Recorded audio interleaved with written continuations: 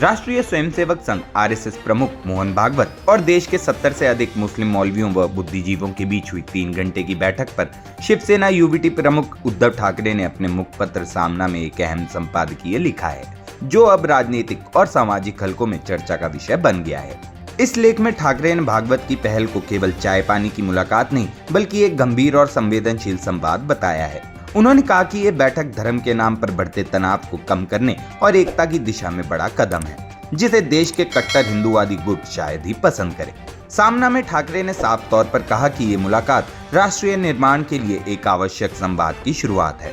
उनका मानना है कि देश में वर्तमान समय में जिस तरह का धार्मिक ध्रुवीकरण हो रहा है, उसमें ऐसे प्रयास उम्मीद जगाते हैं। उन्होंने लिखा कि मोहन भागवत द्वारा मुस्लिम समुदाय की भावनाओं को समझने का प्रयास उस विचारधारा के लिए झटका है जो सिर्फ नफरत पर टिकी है। खास तौर से यूपी, आसाम, महाराष्ट्र और दिल्ली जैसे राज्यों में जिन भाजपा नेताओं ने हाल ही के वर्षों में मुसलमानों के खिलाफ जहर फैलाने का काम किया है, उनके लिए ये बैठक असहज करने वाली होगी।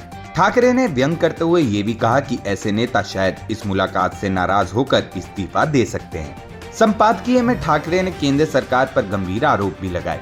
उन्होंने कहा कि सरकार देश को धार्मिक आधार पर बांटने की कोशिश कर रही है और ये हिंदुत्व की आत्मा के खिलाफ है। उन्होंने दावा किया कि दलितों, मुसलमानों और ईसाइयों को वोट देने के अधिकार से वंचित करने की साजिश चल रही है।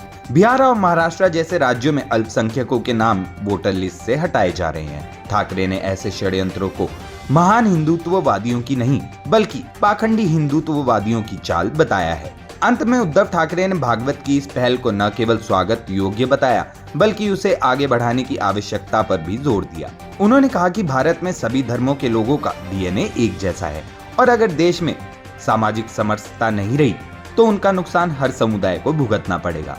इसलिए ऐसे संवादों को समर्थन मिलना चाहिए ताकि भारत सच्चे अर्थों में एकजुट हो सके।